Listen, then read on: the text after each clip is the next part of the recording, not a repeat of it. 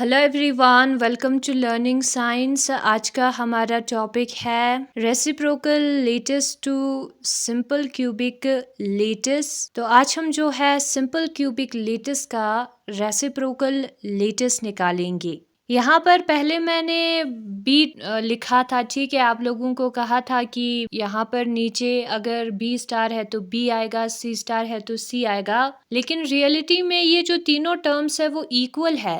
A vector dot product B cross C is equal to B vector dot product C cross A is equal to C vector dot product A cross B। तीनों volume के बराबर है, ठीक है। तीनों volume देता है हमारे क्यूब का, तो इसलिए हम किसी भी टर्म को लिख सकते हैं। तो बुक में जो टर्म दिया था वो सही है ना। हम निकालेंगे सिंपल क्यूबिक लेटिस का रेसिप्रोकल लेटिस। उसके लिए हम ड्रॉ करते हैं सिंपल क्यूबिक लेटिस को। तो ये है हमारा सिंपल क्यूबिक लेटिस। अब सिंपल क्यूबिक लेटिस में क्या होगा, कॉर्नर्स पे जो है एटम्स प्रेजेंट होंगी, तो इस क्यूब के कॉर्नर्स पर हम जो है एटम्स को ड्रॉ करेंगे। फिर उसके बाद ये जो लाइन है वो वाई एक्सिस के अलोंग है, ये जो लाइन है वो एक्स एक्सिस के अलोंग है, और ये जो लाइन है वो जेड एक्सिस के अलोंग है। हम सपोज करते हैं ये जो एच है वो बी वेक्टर होगा, ये जो एच है वो सी वेक्टर होगा, और ये जो एच है साइड है वो ए वेक्टर होगा।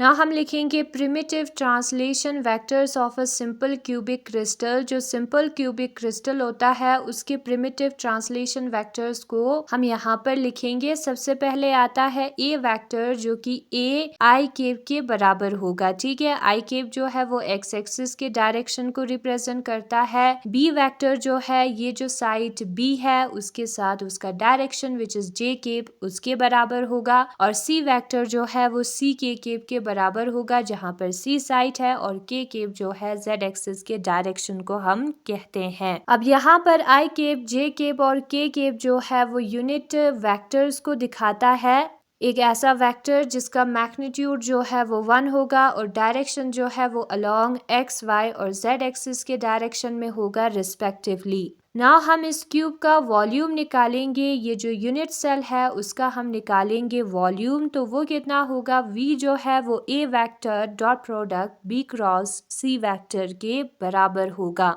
सबसे पहले हम b क्रॉस c वेक्टर निकालेंगे। ये b क्रॉस a वेक्टर है, ठीक है। b क्रॉस c वेक्टर जो है वो b और c वेक्टर के क्रॉस प्रोडक्ट करके जो रिजल्ट हमें मिलता है वो देगा, और वो भी एक वेक्टर होगा क्योंकि क्रॉस प्रोडक्ट जो है वो एक वेक्टर देता है, ठीक है। तो b क्रॉस c वेक्टर जो है वो इस वाले एरिया को रिप्रेजेंट करता है और वो हमें एक वेक्टर देगा, और उस वेक्टर को जब हम a वेक्टर के साथ डॉट प्रोडक्ट करेंगे तो पूरा वॉल्यूम हमें मिलेगा, ठीक है। तो वॉल्यूम जो है वो हमें मिलेगा। अब यहाँ पर b cross c vector use किया है, डॉट नहीं, क्योंकि a वेक्टर के साथ डॉट प्रोडक्ट करने के लिए हमें एक वेक्टर चाहिए, लेकिन जब हम डॉट प्रोडक्ट करते हैं तब एक स्केलर क्वांटिटी मिलता है, इसलिए यहाँ पर क्रॉस प्रोडक्ट का यूज किया है, ठीक है। फिर उसके बाद डॉट प्रोडक्ट करेंगे तो स्केलर क्वांटिटी मिलेगा, कोई मैटर नहीं करता क्योंकि वॉल्यूम जो है वो एक स्केलर क्वांटिटी होता है। ना हम a वेक्टर, b वेक्टर और c वेक्टर का वैल्यूज पुट करेंगे, जो कि a i cap, b j cap cross product c k cap के बराबर है।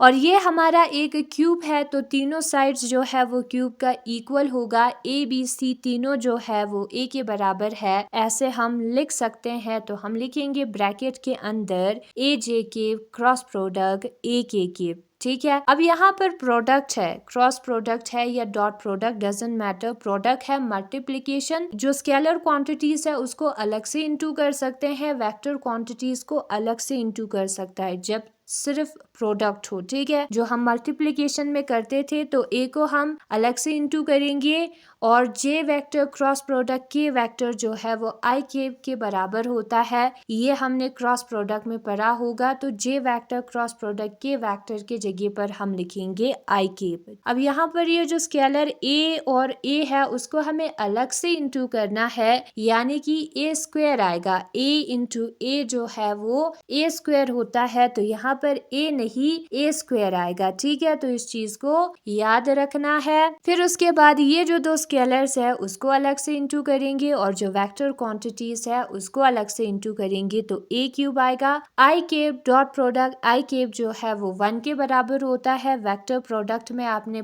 पढ़ा होगा या यहाँ पर मैग्नीट्यूड दोनों का 1 है, दोनों सेम ही डायरेक्शन में होंगे, यानी कि थीटा जो है वो 0 होगा, कोस 0 1 होता है तो 1 आएगा। ठीक है, तो वॉल्यूम जो है वो हमारा a क्यूब के बराबर होगी। फिर उसके बाद प्रिमिटिव लेटिस वेक्टर्स है किसके, रेसिप्रोकल लेटिस के। तो यहाँ पर हम लिखेंगे primitive lattice vectors of reciprocal lattice. जो रेसिप्रोकल लेटिस होता है उसका प्रिमिटिव लेटिस वेक्टर हम यहाँ पर लिखेंगे। पहले जो नॉर्मल सिंपल क्रिस्टल था उसका प्रिमिटिव वेक्टर्स हमने लिखा, तो जो रेसिप्रोकल लेटिस है उसके प्रिमिटिव वेक्टर को हम a स्टार के साथ डिनोट करते हैं, जो कि 2 पाई b cross c a vector dot product b cross c vector के बराबर आता है। ये हमने पहले निकाला था। ठीक है, अब b वेक्टर के जगह पर उसका वैल्यू पुट करेंगे, c वेक्टर के जगह पर उसका वैल्यू पुट करेंगे। यहाँ पर सिर्फ मल्टीप्लीकेशन है तो स्केलर्स को अलग से मल्टीप्लाई करेंगे और वेक्टर्स को अलग से मल्टीप्लाई करेंगे, और ये जो पोर्शन है वो हमारा वॉल्यूम ऑफ यूनिट सेल के बराबर है, जो कि a क्यूब होता है, तो हम a क्यूब लिखेंगे। b और c जो है वो a के बराबर होता है तो a स्क्वायर होगा,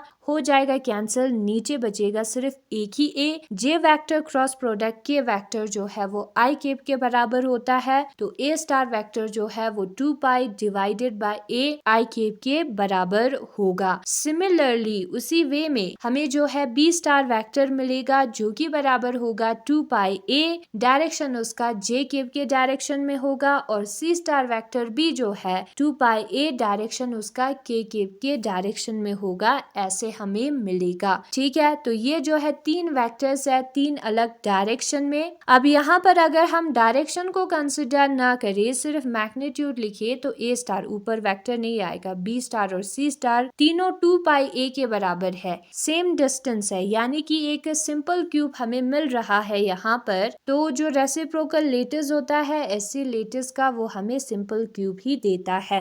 reciprocal lattice to simple cubic lattice में क्या दिया है, जो प्रिमिटिव ट्रांसलेशन वेक्टर्स होता है सिंपल क्यूबिक लेटिस का वो बराबर होता है a vector is equal to a i cap, b vector is equal to b j cap और c vector is equal to c k cap, जहाँ पर i केप, j केप और k cap जो है वो ऑर्थोगोनल वेक्टर्स होता है, जिसका लेंथ जो है वो 1 होगी। ऑर्थोगोनल मीन्स 90 डिग्री बनाएंगे एक दूसरे के साथ। v जो है वो a vector dot product b cross c vector के बराबर आएगा। a के जगह पर उसका वैल्यू, b वेक्टर के जगह पर उसका वैल्यू, c वेक्टर के जगह पर उसका वैल्यू हम पुट करेंगे। अब जो स्केलर्स है उसको हम अलग से मल्टीप्लाई करेंगे और जो वेक्टर्स है उसको अलग से मल्टीप्लाई करेंगे। डॉट है तो डॉट प्रोडक्ट होगा, क्रॉस है तो क्रॉस प्रोडक्ट होगा। जब ओनली मल्टीप्लीकेशन होता है, डॉट हो क्रॉस हो, तब हम ऐसे कर सकते हैं। ठीक है, ये हमने ऑब्जर्व किया। अब ए बी सी तीनों इक्वल है तो ए बी सी के जगह पर हम a क्यूब लिख सकते हैं। तीनों जगह पर हमने a लिखा है,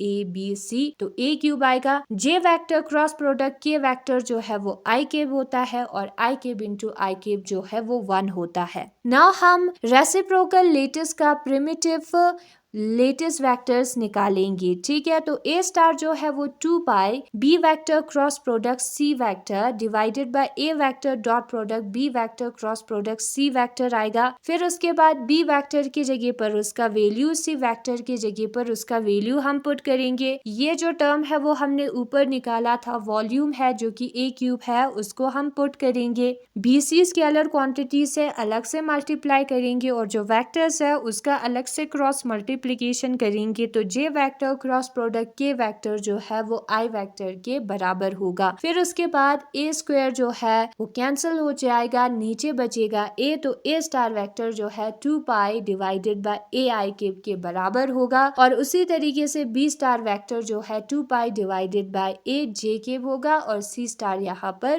k केप होगा, k केप के डायरेक्शन में होगा। बाकी मैग्नीट्यूड तीनों का सेम है। तो यहाँ पर जो रेसिप्रोकल लेटिस हमने निकाला सिंपल क्यूबिक लेटिस का, वो हमें सिंपल क्यूबिक लेटिस ही देता है जिसका लेटिस कांस्टेंट एजेस या साइड जो है वो 2 पाई डिवाइडेड बाय a के बराबर होता है। तो यही है आज का टॉपिक। लर्निंग साइंस को आपको सब्सक्राइब करना है और इस वीडियो को लाइक भी करना है।